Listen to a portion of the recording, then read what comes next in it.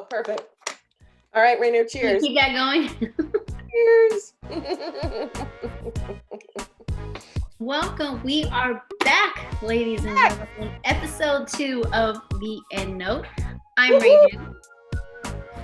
Oh, and I'm Melissa. Hey. Okay. Hey, everyone. We are back. Episode 2. If you're here for the second time, thank you for joining us. If this is your first time, welcome to the Endnote. Last week was our first episode in which we talked about a little bit about ourselves, how we met, how would we describe each other, and how we would self-describe. And then we spoke a little bit about what our experiences were when we first found out we were a girl. This episode, we're going to talk about our relationship with the mask, literally and figuratively. Yeah, I thought that today would be cool for us to talk about masks. I was thinking about it, just the analogy of a mask. So first of all, we're living in COVID times. We've all got to wear a mask. We have to take care of ourselves. We have to take these extra precautions in our day-to-day life. And that's a lot. It's very symbolic. Then I started thinking about when we travel, that really cool analogy of like the airplane steward or stewardess tells you when the mask comes down, if you had an emergency for oxygen, you would put your mask on first before you help someone else. And I think that's really a critical analogy to think about for us as women, as caretakers in our communities, and especially in this time of COVID. How do we take care of ourselves before we take care of others? I think that's huge. The third analogy I was thinking of right now is this great poem. I'll share a little bit of it later by Paul Laurence Dunbar, where he talks about how we as people can wear a mask. And I think as a woman, I have often found myself, and as a Black woman, a person of color, wearing a mask and hiding some of my real identity of who I am, putting on a face. So I'd love to explore that a little bit more today in our discussion on the Endnote. First up, I'm going to talk about what I've been watching lately on Netflix, and that is the series Pretend It's a City.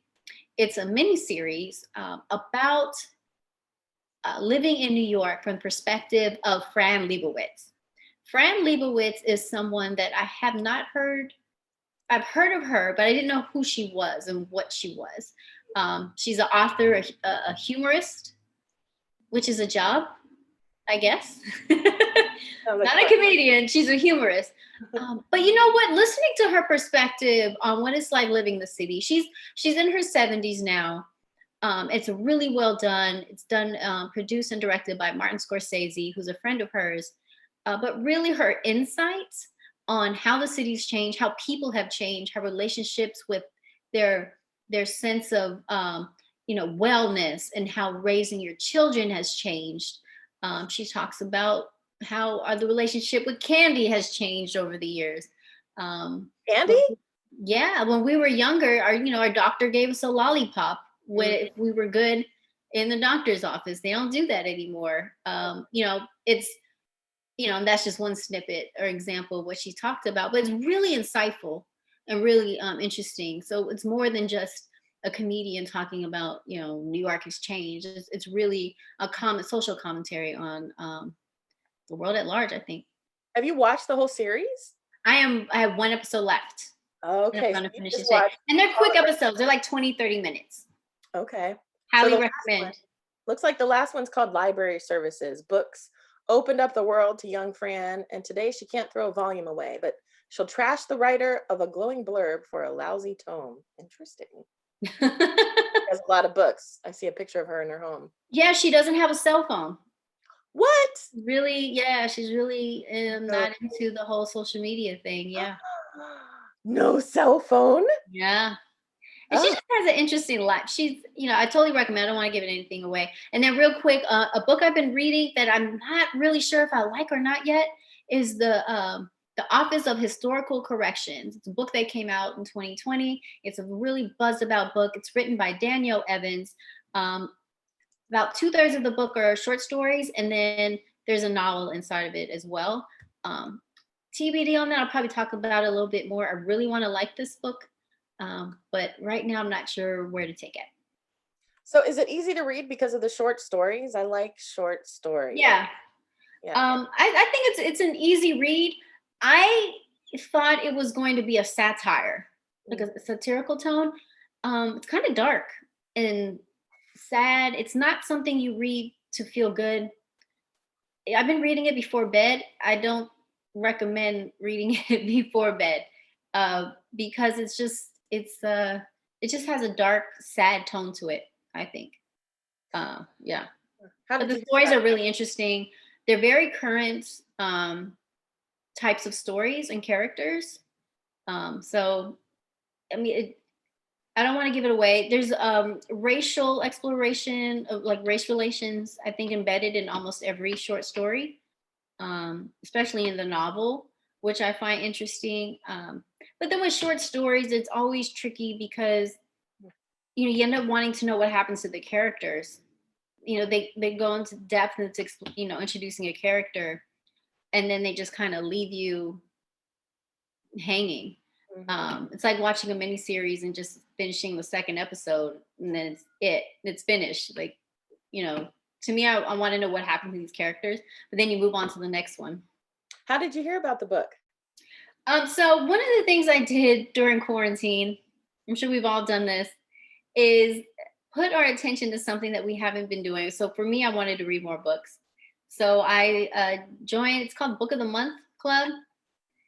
I know that sounds corny, but I did it because it's a great website that does curated books.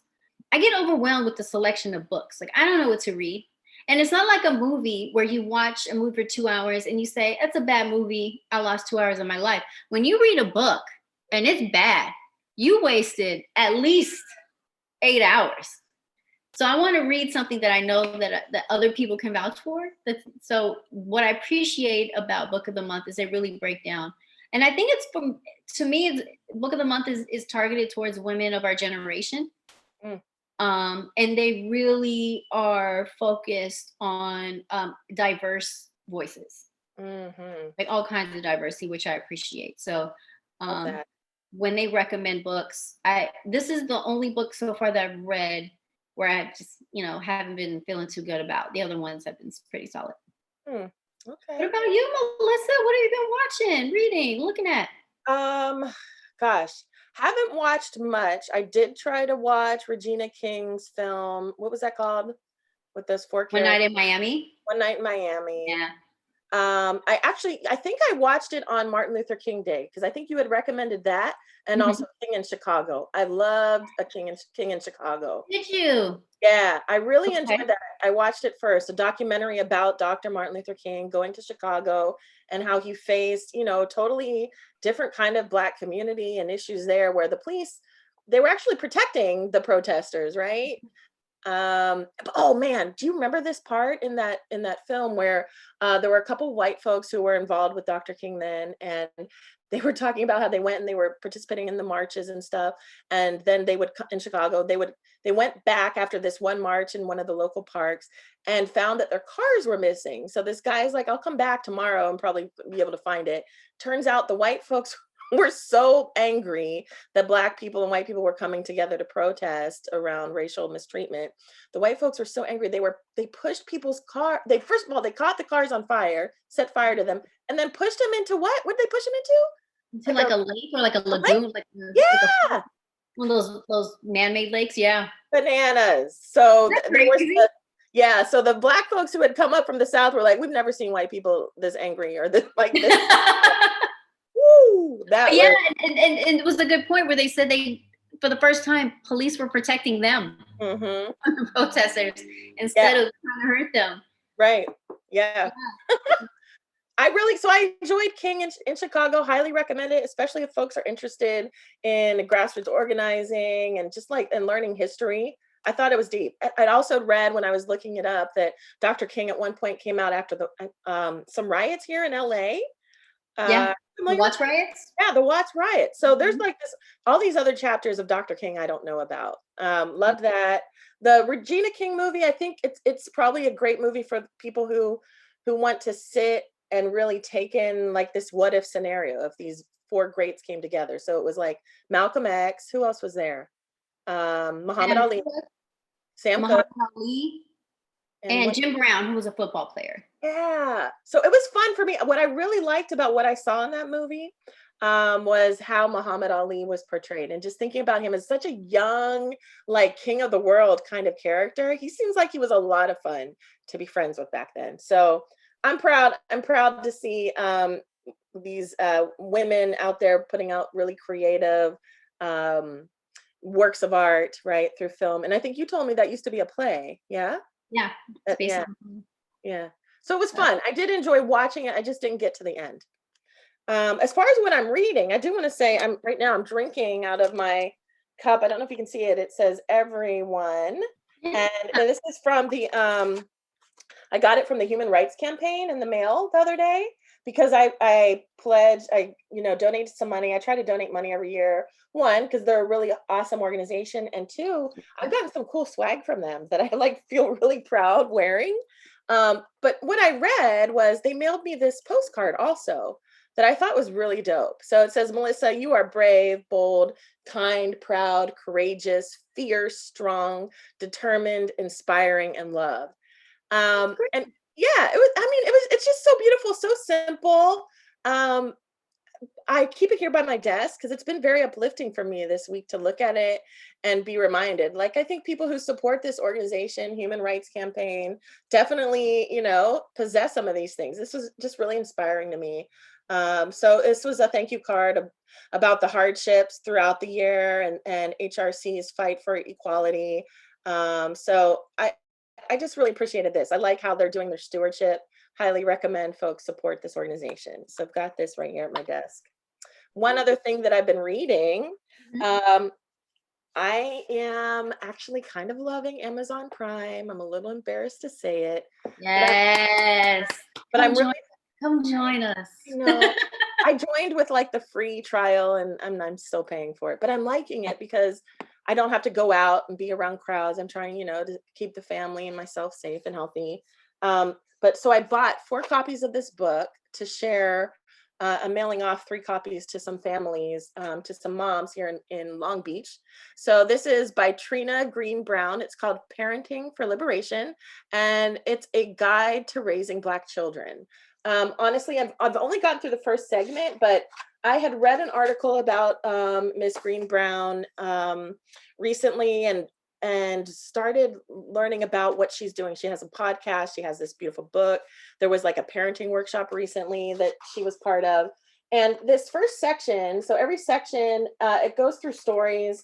There's beautiful artwork in it. Like this lady, I'm a big fan right now. So the first section here is reconnection to self. And I don't know if you can see this beautiful picture. It kind of reminds me of Oh, wow. some image in Lovecraft Country. I don't know if have you watched that Mm. yet? Oh, you got to watch that if you haven't. Have you watched it? I've watched, I think, the first 5 episodes. Yeah. Okay. I'm still watching, but so this first section is about reconnection to self, and so she talks a little bit about that as a parent, and then she shares stories. So this first story is a woman actually from LA, who the story is called "Breaking Apart as a Parent." Um, Mm. And I thought it was really a great way to start a book about Black parenting. I listened to one of her first podcasts, and it was about just what is parenting for liberation. And it's really like acknowledging that as Black parents, often we're raising our kids around a sense of fear instead of being liberated from that. So Mm. I'm so excited to share this book with other parents and to get through it. And at the end, she lists, after the story, she lists a liberated parenting strategy. She includes some ideas of how do you reflect on issues that we've been taught or have somehow absorbed as parents and as Black folks growing up, and how to raise our Black children. And then she gives you a practice. She says, and I think this relates to the mask theme today. She says, often we try to present ourselves as though we have it together. And when we experience breaking apart, we retreat and withdraw, feeling alone and isolated. So it makes me think about this idea as a parent. I often feel like I'm supposed to know what to do, but there's not a lot of manuals. I got a manual. There's not a lot of manuals on being a great parent. And it can be really discouraging and scary because you're like raising human beings. And so she shares some thoughts. One, for you to journal around this idea. When I'm breaking apart, what does it look, feel, and sound like? When I'm breaking apart, I will not judge myself. I'll give myself grace and understanding by dot dot dot, and you fill in the blank. She encouraged you to create a mantra to say to yourself if you're breaking apart, and think about, right, a care practice you can engage in, and then a few people you can connect with. So I just really I'm appreciating this book. I'm looking forward to going through it, and sharing it with others. And I think this kind of stuff's important. It's important for us to, I Yeah. think, put our ideas and thoughts, especially for other women out there, and reflect on like our culture and things we've been taught over time around, different prejudice and biases around our people and our heritage. So kudos to Trina Green Brown. I'm loving this book. And how did you come across the book? I think I found it after I read this article about her. I want to say it was like in Forbes magazine or something. I Okay. can't remember the article, but yeah, I've been tracking her and just kind of Googling and seeing what she's got going on. So I'm a fan. Let's talk about what's going on in the world. 2021 has been off to a exciting start. I don't know about you, but for some reason, I thought 2021 was going to be a lot less eventful. Hoping it was anyway. So Right. let's talk about some things that we saw in the news that's weird, wacky, wonderful, and whoa. One thing I think is weird is the COVID strains, Yeah. ladies and gentlemen. Oh, What is up with the COVID strains? We have different ones in Brazil, South Africa, and now parts of Europe, specifically the UK, mm. coming in. And that's a little scary. We don't know much about um, the different strands other than they're more contagious. But yeah, I think it's a real interesting time where we're trying to get people vaccinated and then dealing with um, 2.0 of COVID. Mm. Yeah. I was looking up just now the Illinois COVID numbers. It looks like, you all have 1.1 million total confirmed cases. And Mhm. in California, we have, let's see, 19 deaths. I'm sorry, not 19 deaths. We have 40,000 deaths, or it's one out of every 1,000 residents. I don't know your death numbers, but Wow. still a super serious situation. Yeah. And both states opened up this week Yeah. with restaurants. I know Illinois and Chicago, part of that is just we opened indoor dining this week. Yeah, we got a note. I'm on the text alert, which I kind of like getting text message alerts of what's happening in the community, and people can go get their nails did now. They can go out to Mm, eat. Again, I think it's all outside dining for us, okay. You have the weather for it. You'll be all right. right? Yeah, I'd prefer outside than in. Ugh. And speaking of just the COVID restrictions, one thing I think is, and I do think it's wacky, is what's going on in Chicago public school system. So our school system has been shut down, excuse me, since I think April, like what many school systems around the country have. And they started school this past week for kindergarten through eighth grade. But after the 2 days, after Tuesday, they went back to online learning because of the stall between the teachers union and the city. The teachers union wants all teachers to be vaccinated before they can start school. So because of that, kids are back to online learning. They're supposed to start school. The mayor is saying they're starting school Monday regardless. So we'll see what happens. But I just think it's wacky to a lot of parents, um, really childcare and figuring out what's going on with their children. Elementary and middle school is really important, and then also making sure that our teachers are safe. So TBD on that, but that's just something I think it's a bit wacky. Of just they haven't come to an agreement yet. They try to start school 2 days later. They're saying go back online. You might have school on Monday. Wow. I've been really going back and forth with the school reopening. Like my gut says, let's stop pretending like we're going to be able to do this, and let's just find a way to really help our kids right now and not worry about going back to school. But I know there is incredible learning loss. I just read something where the CDC said the safest place for kids right now is in a classroom. Yeah. Um, But I'm thinking like of the educators that I know, the teachers, I know they're concerned about their own health issues. It's tough, Renew, because it's like, Yeah. at least over here in California, and it's likely represented across the country. Black kids, Latino kids, Native American kids, Pacific Islander kids, they're suffering the most academically, but then also health wise, their communities, their parents and grandparents are catching coronavirus at a higher rate, being hospitalized at a higher rate, and dying at a higher rate. I think Blacks and Native Americans at the highest rate of all of those.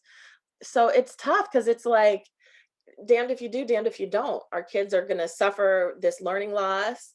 Are parents able to be home and hold them accountable or pay attention to, are they logging in? Do they have internet access? Cities like ours in Long Beach have been trying to provide internet hotspots and or discounted internet, but it's, Yeah. it's just a beast. It is a beast, and we all have different ideas about what should happen. It makes my stomach hurt.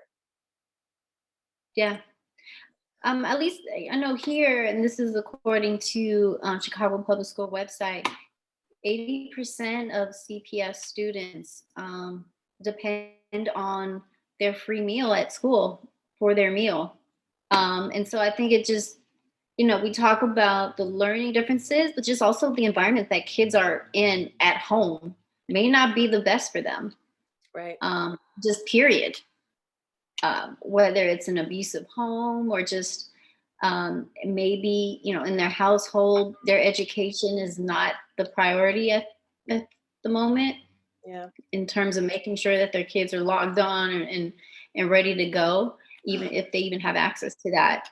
So it's tricky. I'm not a parent, so to be clear, I have no children, but my heart goes out to both sides, mothers and fathers who really want their kids back in school, for multiple reasons, but then also teachers who want to be safe and while they're teaching. My just concern is, and this is, I talk about Chicago Public Schools, the teachers union, and the relationship between the teachers union and the city. The city is known for strikes, for teacher strikes. Like, we have a reputation and a history for the teacher strikes. I just think in situations like this, it's unfortunate that this impacts thousands of people, if not over a million parents, and who have to get ready to make sure their kids are ready for school. And then saying 2 days later, oh, we can't agree on something. That's what, to me, it gets a little wacky. Because the impact it has on kids, where the school system is supposed to be about the kids and the family, seems like there's a lot of politics getting in the way. Again, I know it's negotiating safety, which is important.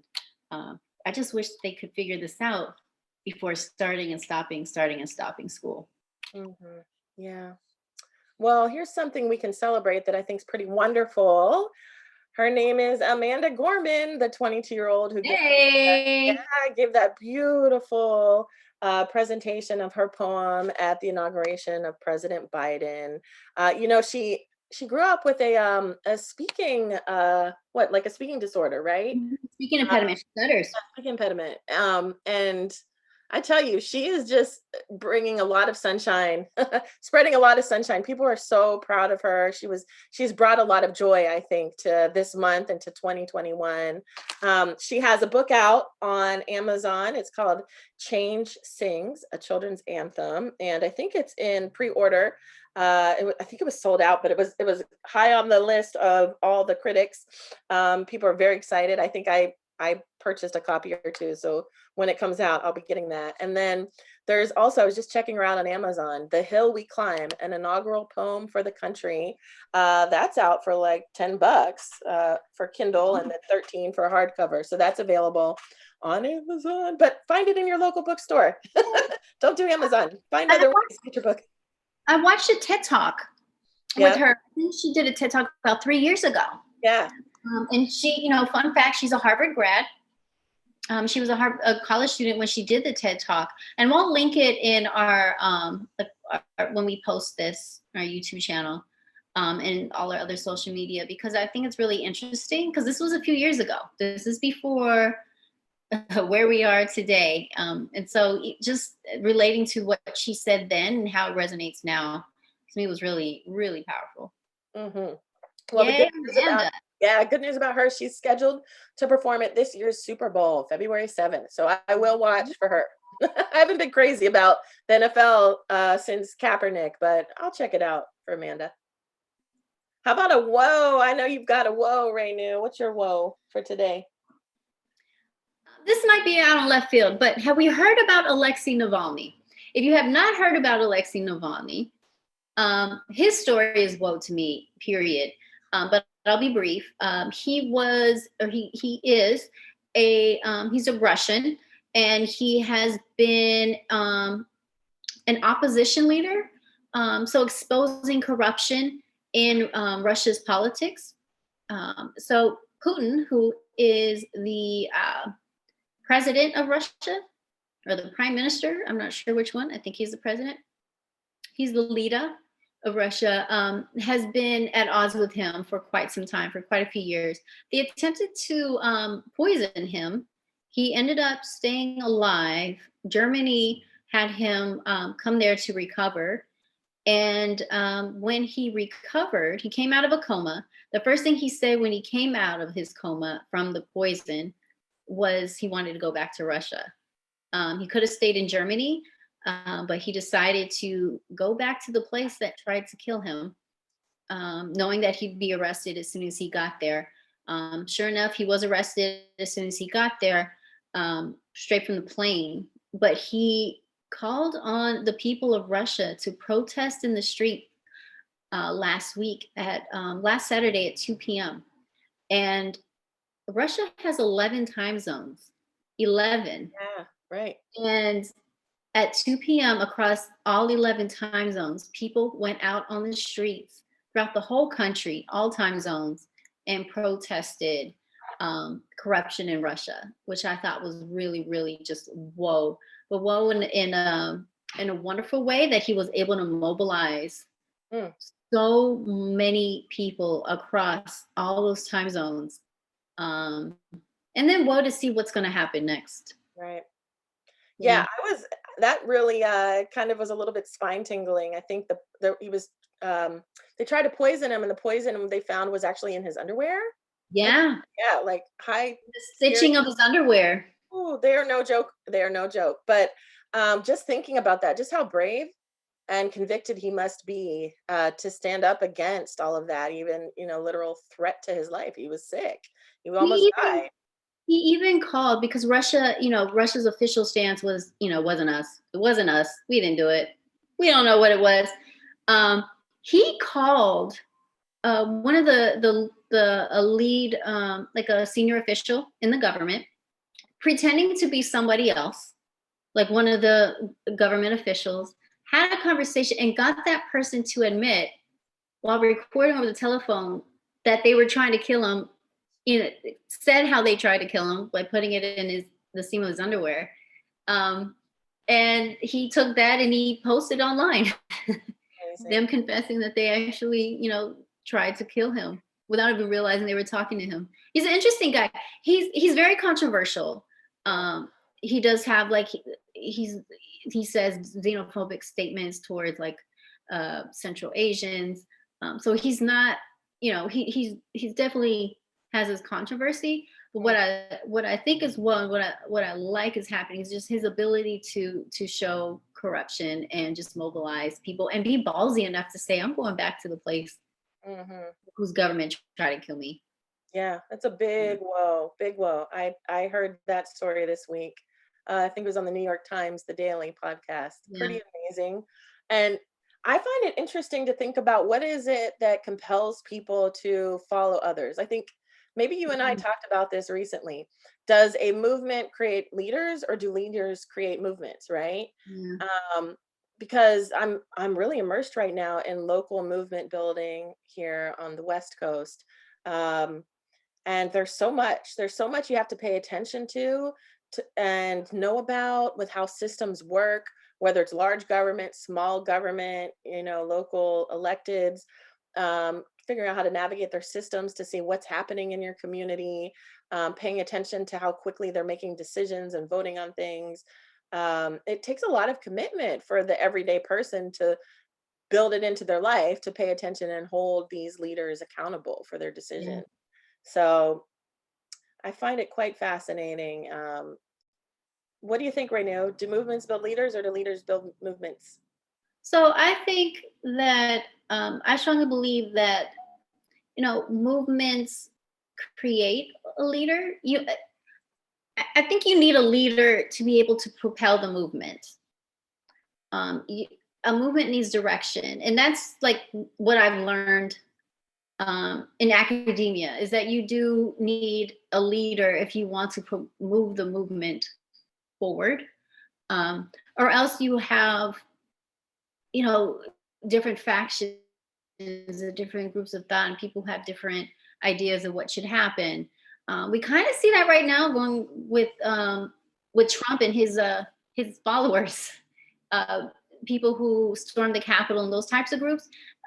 Trump was their leader, and he's gone quiet. And so you, I think you need a leader to kind of move the direction and lead the group, because it can be like herding cats. Everyone has their different ideas of what should happen, because if not, you're just gonna people are interpret the movement differently, and they're just gonna um, do it do it in a way that's not as organized or that's going to be as effective for the movement, Hmm. if that makes sense. What do you Hmm. think? I'm still thinking about it. I feel like there are lots of leaders in movements or lots of roles that people play in a movement.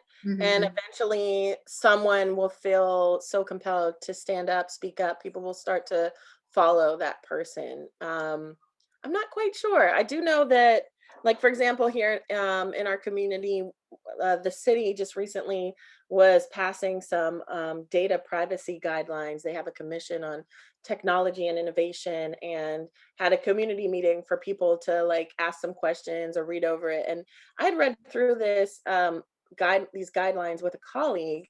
Um, and they were like very ideal pie in the sky ideas around like, think about personal data privacy, right? In technology today, we're sharing all Yeah. of our info. I'm all over the internet. I'm sure of it. I, I kind of grew up with it since college. But some of the things that they shared was that our city is going to be publicly transparent and accountable.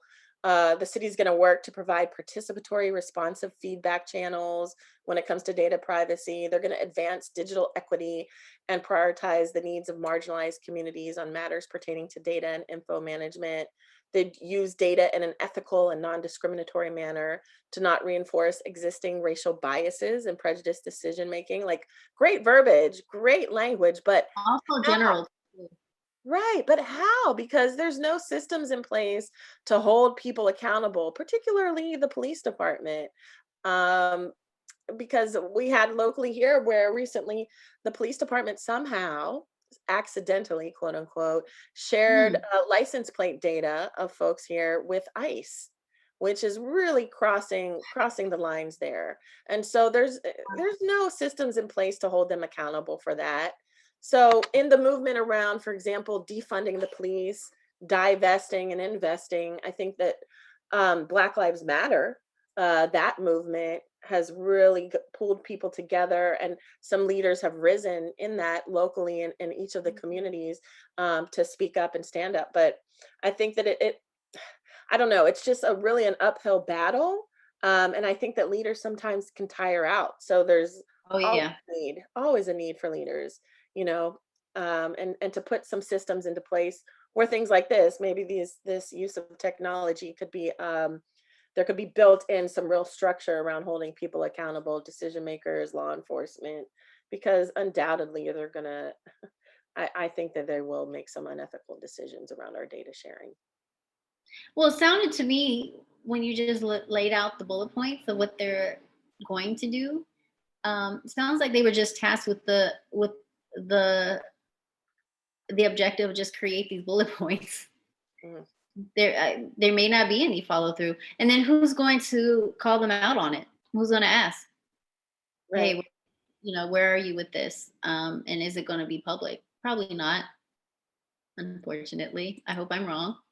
I hope that they do come out with like phase two where they lay out their plan. That'd be nice. People are going to have to hold them accountable. So it makes me think about that idea of like, can one person make a difference? So I Mm. mentioned my colleague and I, we read through the policy. We came up with some talking points to share with the community. We went to the community meeting, made the time to do that. And then it was like a Zoom session. We shared a lot of our questions and points in the chat and in the conversation. And then in the actual commission meeting, they shared some of our community feedback. So I think the more that community is engaged in these kinds of issues, if they're interested in what's happening in their community, I think they can find places to lead, wherever they feel their talent fits or their time or their interest. But it really is going to take lots of individuals, I think, paying attention, asking questions, and lighting a fire under our decision makers. Wow.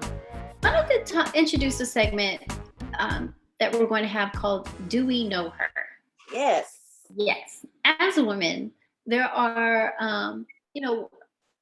I always celebrate, or let's celebrate when a woman, when there's a woman in a leadership position or in a position where women are not usually represented. And there's a lot of women out there that we may not even know exist or who they are.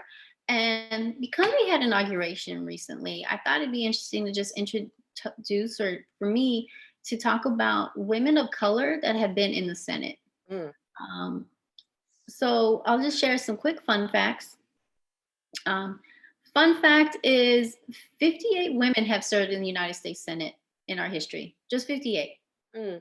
That's it. And 24, which is almost half, are currently serving right now. Whoa, 24 out Right? of 58. Yes. Huh. So we have 24 women in the Senate, 58 in all our history. Mm. And then out of these women, just a handful have been non-white women or women of color, and just a handful. So we have women of African descent, Carol Mosley from From Illinois. Illinois. Whoop, whoop. Tammy Duckworth from Illinois, represent, represent. Carol Mosley was in the Senate from 93 to 99, 1993 to 99. Then Tammy Duckworth is in the Senate now, starting 2017. And then we have Kamala Harris, who is no longer in the Senate, but she was in the Senate as of 2 weeks ago. And then representing Hawaii, someone of indigenous background, we have Maisie Hirono, who's there now, first Asian or indigenous person in the Senate. Mm.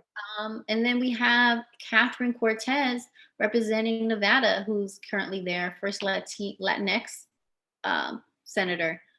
So just a handful of women of color have been in the Senate, most of which are now, except for one. Like that's such a small number to me.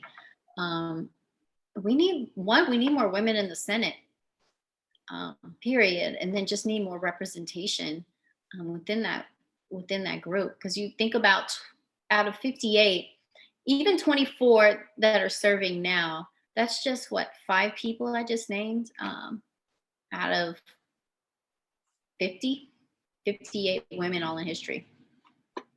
Mm-hmm. I was looking back too. In '92 was considered the year for women, the year of the woman. That's when Carol Mosley was elected as the first U.S. senator from Illinois and the first Hmm. African American woman in the Senate. There were also three other women: Dianne Feinstein and Barbara Boxer from Cali, and Patty Murray of Washington State. They won their races and made history as the largest group of women elected to the Senate at that time. That was not long ago. No. The year of the woman. It was like 20 years ago. Yeah. Mm. Still a lot of firsts to be had, right? Woo. And I'm looking forward to the seconds and thirds. Like, this is I don't know, for some reason I was really surprised that there's such a low number. Mm. Really surprised. Mhm. Um, but yeah, I shout out to the ones we haven't heard of before and supporting them. Most of them are Democrats. if that's, an issue. Most of them are, if not all of them, are Democrats as Mm, well, which I thought was pretty interesting in terms of women of color being represented in the Senate. right. All right, Uh, what about you, Lisa? Yeah, do we know her? So this is the name that I'm sometimes thinking of as a verb nowadays. Stacey Abrams. Did somebody Stacey Abrams in their community? So Stacey has been getting a lot of notoriety, but she's been around in Georgia for a long time doing hard work and community mobilizing and really working hard to allow for elections to be fair, and for there to be equity and justice around elections. And I was just looking at an article that Stacey, she's been mobilizing Asian Americans for years, and has been unrecognized for engaging with the Asian American electorate, targeting them Wow. when many politicians continue to treat them as virtually invisible. I think that's pretty amazing. She is the former Georgia House Minority Leader, Stacey Abrams, and has been doing a lot of critical work on voter mobilization, and helping to make real change in Georgia. So I'm also a fan of Miss Abrams. Amazing lady. Shout out to Stacey Abrams. She's been in the media a lot lately, but we never get to hear much about what they've done already, before they became, center stage in our media spotlight. So that's great. Yeah, I've got another one, Renu, for your city. Lori Lightfoot. Mm. She's a politician, and a lawyer and mayor of Chicago. I didn't know this. She is the first openly gay person Yeah. and the second woman to be elected mayor of a US city of that size. Oh, really? Yeah, Wow. right. Isn't that interesting? Wow. Yeah, Laura Lightfoot is really representing. She's a Black woman who's openly gay. Yeah, and a mother. Yeah, a mom. Yep. They She's have a totally, she's totally representing, and so far she's been relentless. She's had a huge challenge, to face with COVID and the Black Lives Matter movement, and um, police, governing the police here. She's pro police. She was very much pro police before becoming a mayor. So we'll see. mm, Shout out to women representing, and wow, mayor in a large city, the second one. Wow, yeah, big. awesome. All Well, it right. looks like, to go back into history, uh, there is Carol. Is it? No, it's Kate Brown. Did you have a story to introduce us about Kate Brown? Yeah, well, back in 1868, Kate Brown challenged segregation. She worked with the Senate. She was a Senate employee, and she had been seriously injured when police officers who were employed by the Washington and Alexandria Railway denied her a seat. They forcibly ejected her from the train, pushed her off the train because she was Black. She was African American. And so her story started to get attention of the Massachusetts State Senator Charles Sumner. And then a Senate committee investigated the incident. They took Brown's testimony from her sickbed and they reported in her favor. And then she sued the railway. So the case went all the way to the Supreme Court, and Kate Brown prevailed, winning a small cash settlement for her mistreatment. So Yeah. yeah, challenge segregation back in 1868. Back in 1868. Go ahead, Kate Brown. She said, I'm not going to bring any more attention other than sue the system. Love it. And she won. That's great. Today we are talking about masks.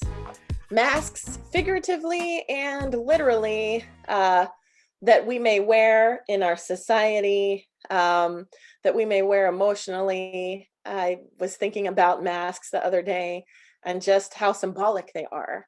Uh, I started to remember, I think you said you learned this poem, Rainu, when you were younger, right? Started to remember this poem called We Wear the Mask by Paul Laurence Dunbar. When did you first hear it? So I learned about this poem during human relations camp when I was a high school student in the Okay. Long Beach Unified School District. And we talked about, this camp, I think, in our first episode, but that was the first time I heard it. Didn't know who wrote it, but it's a poem that stuck with me since then. I remember it. And I'm really excited about this topic because we do know that we've all been wearing a mask for almost a year at least. And our relationship with this mask, this physical mask that we wear, is something that I think we've all come to accept as Yeah. something that's not temporary, right? So I think a lot of us um, have bought masks that aren't disposable, have tried to purchase masks that would work with our face or our outfits or the weather and try to make it work. Shout out to all of the essential workers who work 8 hours minimum with a mask all day, whether they're in our banks or grocery stores, hospitals. They're not fun, but they're necessary. And so, us adjusting to this being a part of our physical experience, our physical world, our outfits. Yeah. And then, this poem resonated with me because it's about the figurative mask that we wear. I'll read part of it. This is We Wear the Mask by Paul Lawrence Dunbar. I'll read two of the segments here. We wear the mask that grins and lies. It hides our cheeks and shades our eyes. This debt we pay to human guile. With torn and bleeding hearts we smile, and mouth with myriad subtleties. Why should the world be overwise in counting all our tears and sighs? Nay, let them only see us while we wear the mask. And I was thinking about this poem. Yes, snaps for sure. I was thinking about this because I had a hell of a week this week. Hmm. And as I was stepping back into like the work week on Monday, I realized I was putting that mask back on figuratively and acting like all was well. And I find myself doing that often in a workplace, particularly I'd say as a woman and as a woman of color, my experience around just for some reason choosing to always kind of project chipper positivity, happiness when inside I could really be suffering. Um, and so I Hmm. have been starting to like allow myself to find spaces to claim my misery or my suffering and to talk about it. I'm in a couple different organizations and groups and in the workplace culture that I'm working in now, where I have some trust and understanding with people and commonality, where I feel like I can be myself, even in the Hmm. ugly times.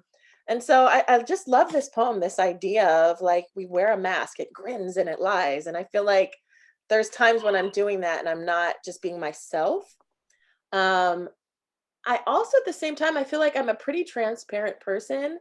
And I Hmm. like to talk about tough things that I've gone through in life because I feel like it can teach other people. So when I think about masks, like in the figurative sense, I think about we talked about this already before, Melissa. When you're in an airplane, right? We all know that when you're in an airplane, the beginning of the flight, before we even take off, flight attendants are talking about what happens if the altitude is lost and those oxygen masks come on. And we often have to, we're told always take care of the child or, younger person or elderly person first before us. And that's so true in how I think with women we're conditioned to take other people, like our happiness, our self-care is put in the back burner for the happiness self or for the happiness and care of others. Yeah. um, and that mask that we put on to show that, hey, we, you know we're fine, we're always hot, we're fine, at least for me, don't ever complain, right? Don't bring attention to yourself. It's always about taking care of other people, whether it be children or friends, family, in any relationship. Um, and that mask we wear, and just going back into like communication. And I'm gonna nerd alert, guys. I'm gonna talk about some nonverbals real quick. But like, the expression "your eyes are the windows to your soul." All that is communicated with your eyes through the mask, right? So you can wear a mask, a figurative mask because we want everyone to wear physical COVID masks. Thank you. But that idea that everything's fine, or you're supposed to be expressionless, emotionless, taking care of what needs to be taken care of. But what's really happening is what your eyes show and what you're really feeling. And yet, that idea of peeling back the mask to show your full self, um, to me, it's just always going. Just as roles as women and everything that we're doing right now. I'm thinking back to the CPS, to parents. Kudos to all the parents, the moms out there who are trying to make sure their kid is learning and working or finding work. And then, while putting food on the table, while managing everything, work, home, both. Um, Even, home itself is a job. So it's to me, it's a fascinating point. Yeah. Yeah, I was thinking about, imposter syndrome. Like, why am I here? How did I get to this place in my life and success and feeling like maybe I don't deserve it? Somehow Mhm. I feel like that connects too to this idea of wearing a Yeah. mask. Um, Also, one of my favorite phrases is fake it till you make it. Wear the mask of confidence, though deep down inside, you may not feel like you've got what it takes, but you've got what it takes because you're there, whether it's a place in a career or a position, a leadership position you've taken on. I have found like there's a balance, and I'm still trying to learn it between transparency, privacy, and being open to like be able to make kind of normalize taboo situations. So, as you know, last week, within a matter of a week, I found out I was pregnant. And then by the end of the week, I'd had a miscarriage. And it was a lot to take on and to figure out how to process because it was very unexpected. And actually, at the end of the week, or actually earlier this week, I was talking with a woman in a group, and she was sharing that she's had a lot of miscarriages and that she feels like it's a conversation that women need to have more openly. And Mm. she was announcing that she is like a couple months pregnant. And so it was a big celebration and just kind of like a relief to be like, oh, yeah, there are other women out there who um, have gone through this and somehow we just carry on and we don't really talk about it a lot out in public. So hoping in Mhm. one of our future endnotes we will. In that Parenting for Liberation book that I mentioned earlier, Renu, the woman Trina Green Brown, I think, was talking about how parenting and being motherhood is really traumatic. And I thought that's brilliant because it Mm. is. It is Mm. traumatic what your body goes through, even if you haven't had kids, just being a woman and going through PMS and menstruation and cramps, right? Like it is traumatic being a woman. And we have carried this for so long, um, these secrets. I wanted to tell you one more thing before we talk about other masks. Just thinking about womanhood and all the weight that we carry. My grandma, I think I mentioned last time, she's 90 and she got hospitalized for COVID about a week or two ago. Uh, Ooh. Turns out she ended up getting pneumonia. And then my aunt decided to go ahead and put her into hospice so that they could just take care of her and that if she needed to pass, she could. Well, it's been another week now. Grandma is still kicking it. This lady is strong. Big gra- I think right? I think she still has COVID, but we talked to her. We've been FaceTiming with her, trying to get eye contact. She asked for orange juice. She hasn't eaten in a couple weeks. Um, but it just goes to show, just like, I just think the power of the human spirit, and just that you just don't know. You never know when it's your time to go. You can't, like, I've been kind of the bearer of bad news. I thought this was going to be it for grandma, but she's still here alive and kicking. She's still in the hospital. Um, but That's something that I amazing. think is interesting about like our mask can be, I think, I connect it to emotion and protection, right? And grandma has um she's losing her memory. I'm forgetting the term of this disease. What is it? Dementia, Yeah, she has dementia, which Alzheimer's. yeah, dementia for sure. And the doctors have said it's really like her best friend. And I've realized that I think she's waking up every day and she doesn't have the trauma of being afraid and worried of COVID. I think that there's a real connection there with how we deal with it emotionally, with knowing Mm, that we're sick, right? And then how we deal with that with our state of mind. And so she's waking up every day, perhaps kind of like as a new day, and she's not quite sure what happened the day before. And so she's not like panicking. She's breathing okay. She's pushing through. We're having conversations with her. And so all of that to say that I think our mental state is really important in how we, whether we're wearing a mask or dealing with something traumatic, how we deal with it, how we push through.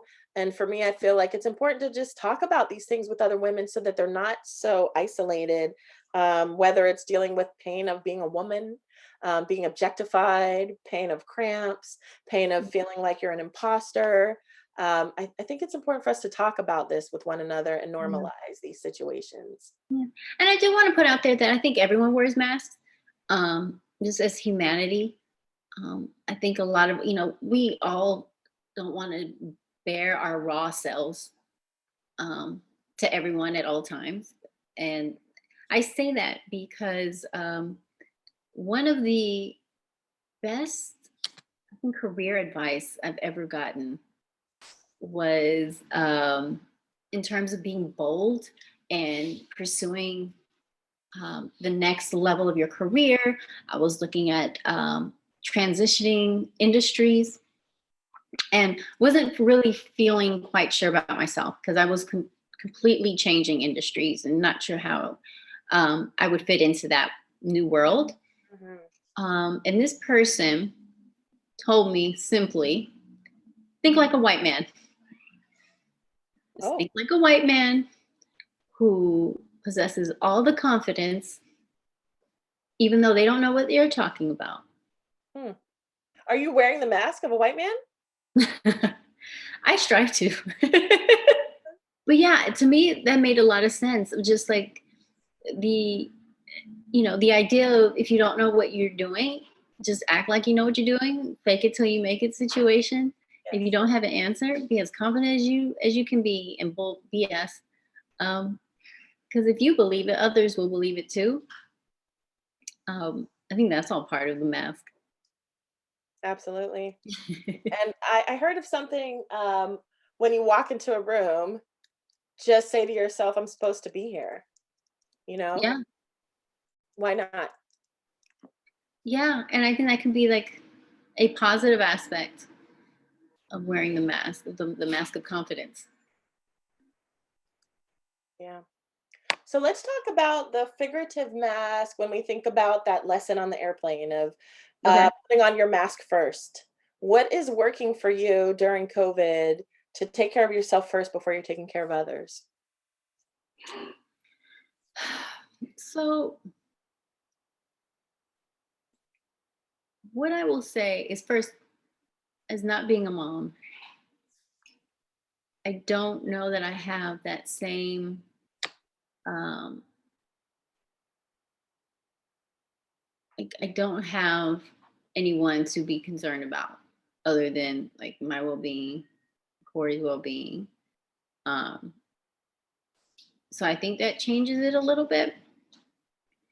What I'm thinking what of is making sure that my family, so my extended family, my sister, my brother, and then my friends who I have friends who are very isolated. So they're at home, they're working from home, they have an infant, they don't have family nearby. I'm just making sure I'm checking in with them. But to make sure that I take care of myself before I can take care of others. Um, I would say the power of ritual and just making sure I'm get up in the morning and I keep a routine, and exercise is real important to me.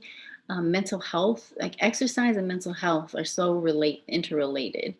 Exercise and physical health, right? But also mental health to me is really important. I think that's something that I'll, no matter what, I'm always going to take with me. I'm not like a Miss Fitness um, athlete, but it's something that's just being active and just being able to, it creates energy and it allows me to check in with my friends and family and loved ones and be positive. Um, and staying positive. Because even though, when I think about masks, I think about, yeah, we wear masks and we do have, there is this pressure for us to always say, oh, it's fine, it's fine, it's fine, even though we're crumbling apart.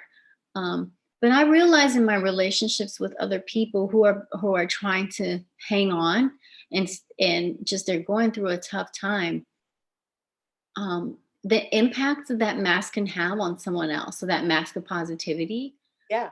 um, I've seen how it impacts others, and positively. Yeah. And because they're trying to hold on, we don't want to be with a Debbie Downer when we're going through our hard times, right? Well, they're not the easiest people to be around when we're struggling. And so I don't know, the mask to me, it's like it's a double-edged sword. It can be daunting to wear a mask, because it's exhausting. Okay, it is exhausting. I don't know how people do it all the time. But it's also, I just seen the positive impact it can have on others, and for that, it's just being aware of the mask and being mindful. I think is really important, of just being mindful of, okay, where, how am I really feeling? Um, what's expected of me, and what do I feel like doing, and what am I willing to do? Is, I think, just that daily check-in, that Yeah. that self-awareness, which is the buzz term. Just be mindful of where you are mentally, I think, is important. So I have a question for you, Rainu. Um, what have you ever had a time in life growing up as a woman who's part of your ethnicity, your ethnic heritage is Indian? Mhm. Just that cultural experience of were there times growing up for you as a young Indian biracial woman, where you felt like you had to wear a mask as just kind of an understood, expected part of your culture? Yes. I'd say, so the Indian side, so like my aunties, being around them and the interaction, just the gender role Mhm. within that particular culture in India. And India is a very multifaceted country with many cultures, and gender relations. It's just, it is so diverse. Um, for me, it was like the women in our family, in that part of in that culture, had to wear masks. Never complained. You barely spoke to, to the other gender. Real conservative, but it was a lot of, the women cook and clean. The woman raises kids. The woman doesn't ask for anything.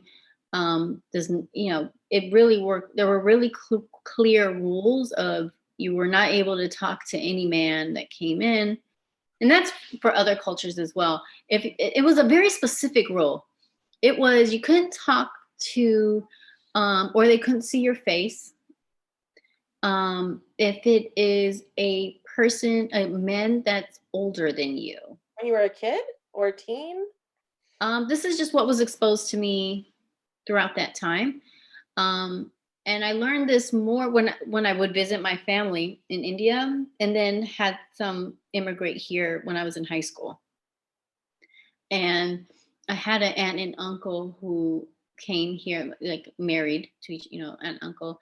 And what my aunt had to go through, she had to be part of that world because she didn't know any differently.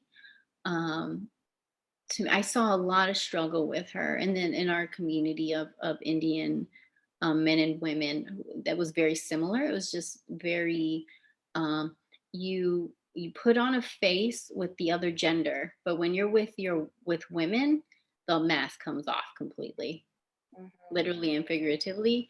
And they were able to just be, like, more relaxed, and really show who they really were with other women.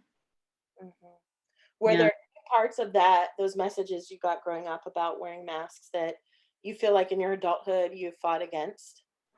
Yeah, I rebelled against it. I hated it. Mm. I really didn't like to see, I didn't really like seeing, even the cultural nuances of, they cook the whole time. And I think we talked about this, Melissa, like the parties or get-togethers, men and women are in separate rooms, which is like that with a lot of different cultures and groups. Men and go watch the game or whatever, and the women are in the kitchen, but women wouldn't eat. Women doesn't eat. They eat what's left. Even though they made the food, they eat what's left. Like that stuff. And that's just me being an independent spirit. Um, and I'm pretty sure being raised in America, but I hated it. I didn't get it. I think as I got older, I appreciated the mask that they wore in front of men, and then because there was these slight examples of rebellion or protest Mhm. in little things like what they decided to make for dinner, knowing that their husband wouldn't like it. Little things Oh. like that. I saw that they did. I think as a way to feel strong and be strong. And these women were incredibly strong. Um, they weren't weak at all. I mean, to be able to endure anytime an immigrant comes, doesn't know the language, doesn't know anyone but their husband, is pretty ballsy to me and brave and strong. And so just seeing them being able to navigate this gendered world to me was pretty, um, yeah, it was pretty impactful. And I didn't realize that much until I got older, like into adulthood, Mhm. and seeing how people use that mask and are okay with the mask. Yeah. Yeah. Going back to my grandma, growing up, I always loved going to grandma's house. And when I look back, she was very poor and she worked toward the all the way to the end of her career doing physical labor and work where I remember one of her last jobs, she was lifting people's bodies, people from their beds in like hospitals or care Mm-hmm. centers. And so she Mm-hmm. was doing a lot of physical work, a big sturdy woman, she still is. um, and she always brought me joy. I had fun when I would visit her. She'd buy us our favorite cereal, Fruit Loops. We could have whatever we wanted. Um, I don't think as a kid I realized how poor she was, but looking back, I can think about just how much she must have struggled. She had, I think five kids at least. I don't know if she probably had miscarriages.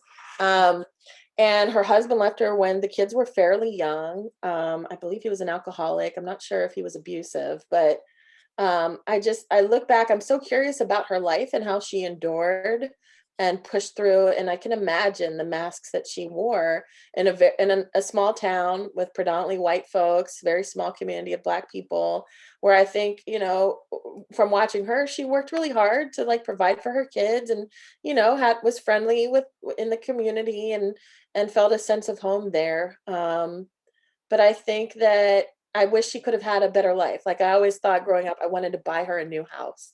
That's been Mm-hmm. kind of one of my disappointments in adulting and growing up, is that I hadn't never been able to do that.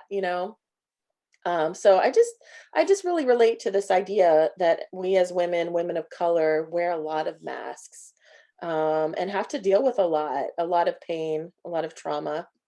I want to right now just share some information for women who might be experiencing sexual assault or domestic violence.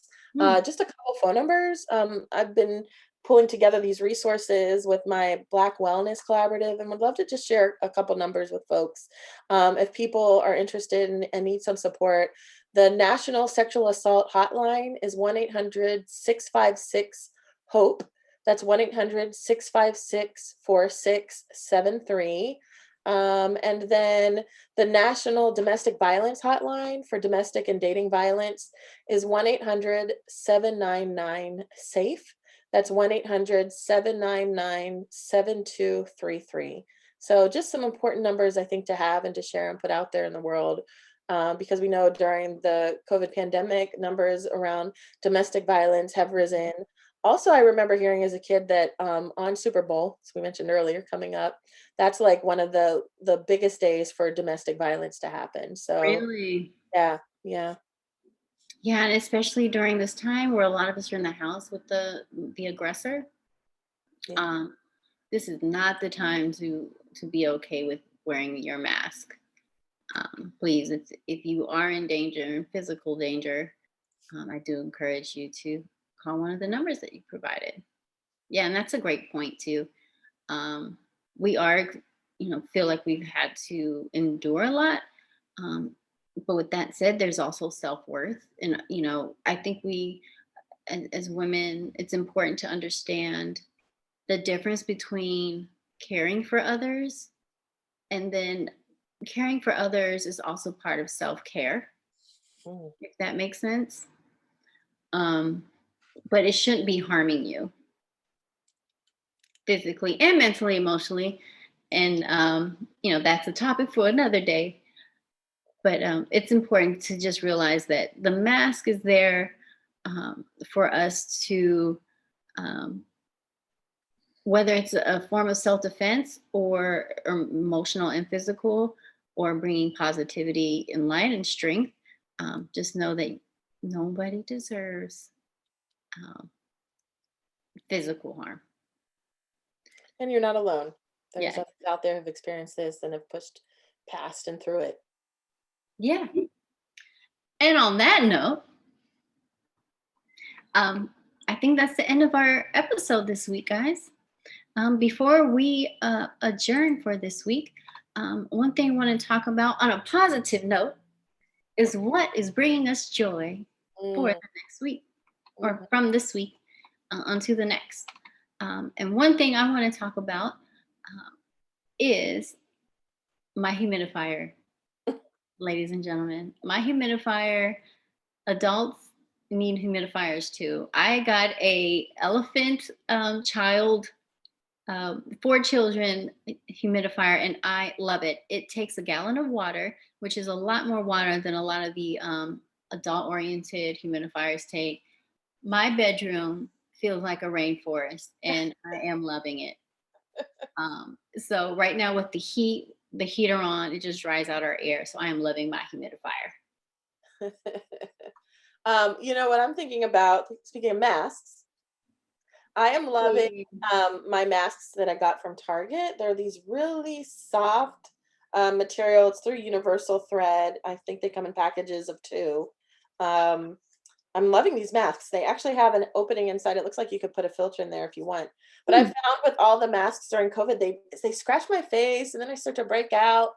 These are really, really soft, cool colors.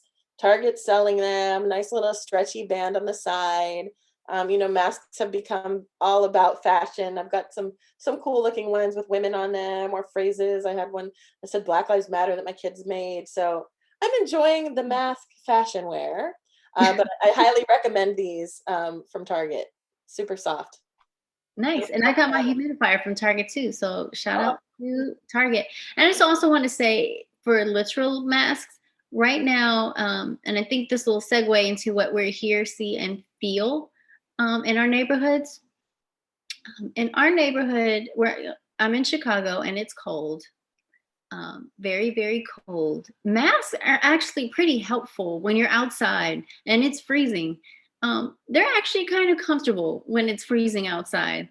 I am loving this mask outdoors.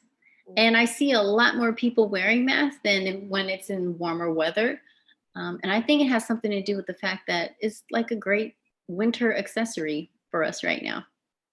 That is what I am seeing. And then I'm feeling there's a lot of energy because they did open up indoor dining this week. There's a lot of people out and about. mhm. We've been seeing over here in LA, they say it doesn't rain in Southern California. We've been seeing rain. Feeling it and hearing it, and it's been nice. It's been a nice change of pace to hear the raindrops, on the roof at night for the past couple of days. And even better, the day after rain, if you remember this, Renu, oh, the sights, it's so beautiful. You can see the Here. mountains in the distance that you didn't know were there behind the smog. Yeah. So I am very grateful for the rain and all the green that is going to be popping up afterward because we finally got some rain over here. Oh. As I look outside my window, we are experiencing, we're in the lull of 2 winter storms. So it's been snowing this week and been really, really cold. And then we have another storm coming in right now. And so it does look like a snow globe outside with the snow. I wish I can show everyone. what this looks like because it's actually beautiful from indoors. From Mm. indoors. But I do like the the concept of snow. I like the idea of snow.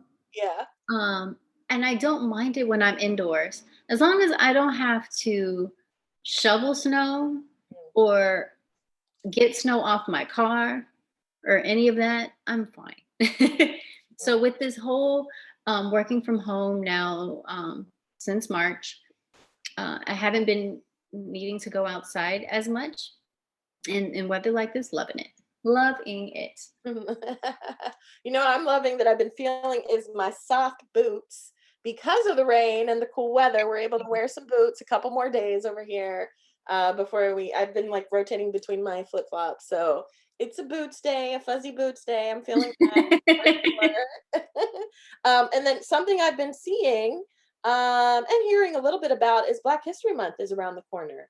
Hmm. Um, so there's a lot of events that are coming up that are going to be virtual, probably for the first time. A Oh, majority of great. events will be virtual, including a push to get Black Lives Matter at school into schools. There's some great curriculum that was created through the Black Lives Matter movement. So if folks go to blacklivesmatteratschool.com, they can find some curriculum and activities to do in their schools, share it with your kids' teachers. And then there's some really cool online experiences for Black History Month. You can find them on my website at allthingsblack.us. That's allthingsblack.us. Hey. Well, thank you everyone for listening. If you made it all the way to the end, we really do appreciate it. Love to hear comments on our Instagram and our Facebook about a couple things. One, would love to hear anyone sound off on groups or movements where there was not a clear leader. Because I know there had to be movements when there wasn't a clear leader. So I'd love to hear that. And then hear your experience with the mask, literal or figuratively. How are we getting along with this mask? Um, the actual physical mask, it's here to stay. You can catch us on our social media to comment, like, or subscribe, or share it with others on Instagram, the Endnote Podcast. That is the Endnote Podcast. And we are on Facebook with Endnote, facebook.com/Endnote Podcast. We'll be putting our live videos there and lots of links to the content that we shared today on the Endnote. Can't wait to see you. And hopefully you hear from us next week on the Endnote. Looking forward to getting back together, folks. Thanks, everyone. Take care. All right. Bye-bye.